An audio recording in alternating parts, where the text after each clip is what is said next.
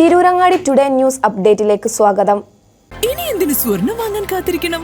Chemmad Toba ജ്വല്ലറിയുടെ showroom ഉടൻ സന്ദർശിക്കൂ. വാർത്തകൾ വിശദമായി. കൊളപ്പുറം ഫയർ സ്റ്റേഷൻ നടപടി വേഗത്തിലാക്കുന്നു. 2.5 കോടി രൂപയുടെ എസ്റ്റിമേറ്റ് തയ്യാറായി. വേങ്ങര മണ്ഡലത്തിലേക്ക് അനുവദിച്ച ഫയർ സ്റ്റേഷനാണ് കൊളപ്പുറത്ത് സ്ഥാപിക്കുന്നത്. കൊളപ്പുറം തിരൂരങ്ങാടി പനമ്പുഴ റോഡിൽ കൊളപ്പുറം ഗവൺമെന്റ് ഹൈസ്കൂൾ സമീപത്താണ് ഫയർ സ്റ്റേഷൻ സ്ഥാപിക്കുന്നത്.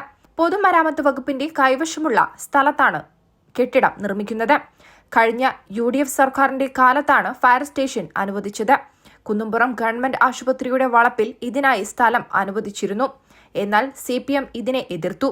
ആശുപത്രിയുടെ വളപ്പിൽ സ്ഥലം അനുവദിച്ചാൽ ആശുപത്രിയുടെ വികസനത്തിന് തടസ്സമാകും എന്നായിരുന്നു CPM വാദം.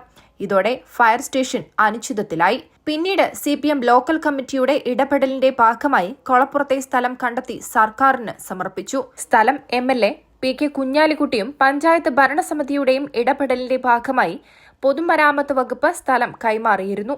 കഴിഞ്ഞ ദിവസം 2.5 കോടി രൂപയുടെ എസ്റ്റിമേറ്റ് തയ്യാറായി. വേങ്ങര ഫയർ സ്റ്റേഷന് നമുക്കറിയാം, ഒരുപാട് കാലങ്ങളായിട്ടുള്ള ഒരു മുറവിളിയാണ് നമ്മളെ ഫയർ സ്റ്റേഷൻ എന്നുള്ളത്. അത് വേങ്ങര നിയോജക മണ്ഡലത്തിൽ നമ്മൾ കുന്നുംപുറത്തായിരുന്നു ആദ്യം സ്ഥാപിക്കാമെന്ന് കരുതിയത്. അവിടെ സ്ഥലം ലഭ്യതൻ്റെ കുറവ് കൊണ്ടാണ് അത് കുളപ്പുറത്തേക്ക് മാറ്റി. അത് PWയുടെ സ്ഥലം 40 സെൻറ്റ് സ്ഥലം ലഭ്യമാക്കി അത് എസ്റ്റിമേറ്റ് ആക്കി തയ്യാറാക്കിയൊക്കെ കഴിഞ്ഞു. 2.50 കോടി PWയുടെ എസ്റ്റിമേറ്റൊക്കെ തയ്യാറാക്കിയിരിക്കുകയാണ്.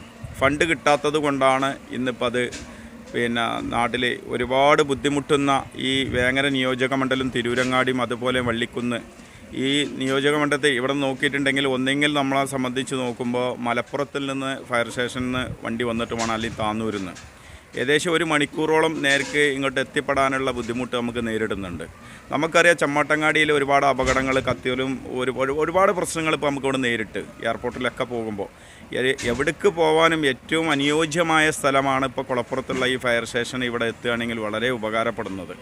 അപ്പോൾ ഇതിവിടെ നഷ്ടപ്പെട്ടു പോകരുത്. എത്രയും പെട്ടെന്ന് ഇതിന് ഫണ്ട് കണ്ടെത്തി ഇതിവിടെ ലഭ്യമായിട്ടുണ്ടെങ്കിൽ ഒരുപാട് ഉപകാരപ്പെടും. നമുക്കറിയാം, ഈ ഇപ്പോൾ പുഴയോരങ്ങളിലാണ് ഒരുപാട് അപകടങ്ങൾ ഇപ്പോൾ നടന്നിട്ടുള്ളതൊക്കെ.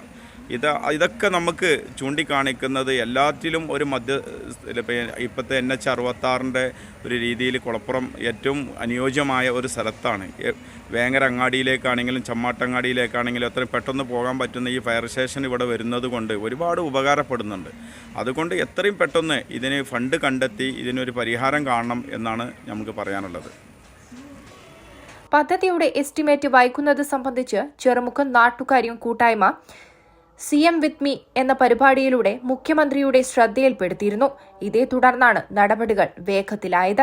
ദേശീയപാത, വിമാനത്താവളം, കടലുണ്ടിപ്പുഴ, കാലിക്കറ്റ് യൂണിവേഴ്സിറ്റി, താലൂക്ക് ആശുപത്രി എന്നിവയുൾപ്പെടെ പ്രധാന സ്ഥാപനങ്ങളും നിരവധി വ്യവസായ കേന്ദ്രങ്ങളും ബഹുനില കെട്ടിടങ്ങളുമുള്ള പ്രദേശത്ത് ഫയർ സ്റ്റേഷൻ വേണമെന്ന ആവശ്യത്തിന് വർഷങ്ങളുടെ പഴക്കമുണ്ട്. ഇവിടങ്ങളിൽ തീപിടുത്തമുണ്ടായാൽ ഫറൂഖ്, മീൻചന്ത, താനൂർ, തിരൂർ, മലപ്പുറം പ്രദേശങ്ങളിൽ നിന്നെല്ലാമാണ് ഫയർ എഞ്ചിനുകൾ എത്താറുള്ളത്. ഇത് പലപ്പോഴും അപകടത്തിന്റെ തോത് വർദ്ധിക്കാനും കാരണമാകാറുണ്ട്. പലപ്പോഴും ആവശ്യം കഴിഞ്ഞ ശേഷമാണ് ഇവർ എത്തിച്ചേരാറുള്ളത്. അതേസമയം ബജറ്റിൽ പദ്ധതിയുടെ 20% അനുവദിച്ചിരുന്നെന്നും 2 ആഴ്ചയ്ക്കുള്ളിൽ ഭരണാനുമതി കിട്ടുമെന്നും MLAയുടെ ഓഫീസ് അറിയിച്ചു. News desk, Tirurangadi today. അങ്ങ് ദൂരെ മലേഷ്യയിൽ പോയി കുറച്ച് കാഴ്ചകളൊക്കെ കണ്ടുവന്നാലോ? അതും സൗജന്യമായി. വിശ്വസിക്കാൻ പറ്റുന്നില്ല അല്ലേ?